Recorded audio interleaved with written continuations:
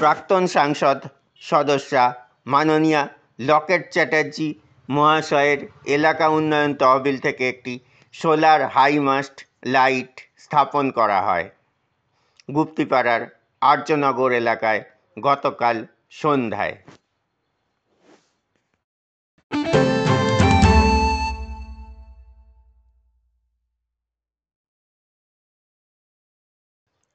High mast বা high mast দুটো নামেই পরিচিত এই পথবাতি জনগণকে আলোর পথ দেখাবে বলে জানালেন কাশীনাথ কোলে মহাশয়।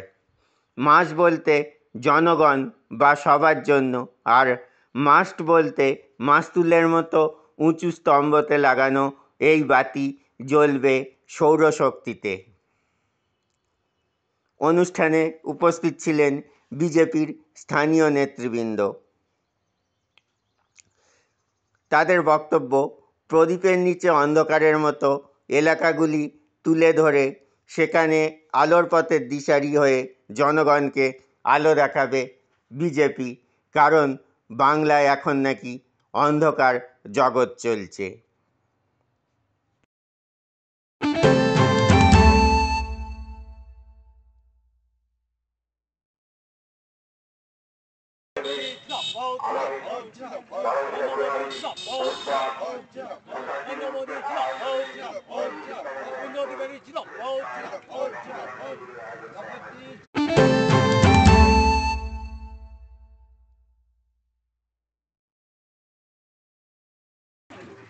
আশ্রয় নিয়েছে এবং মিথ্যে আশ্রয় নিয়ে মানুষকে ভুল বুঝিয়েছে।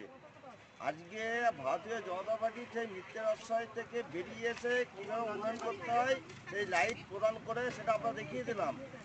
আরে এই মানুষের পাশে কারা থাকবে? ভারতীয় জনতা পার্টি থাকবে, তার প্রমাণ এটাই।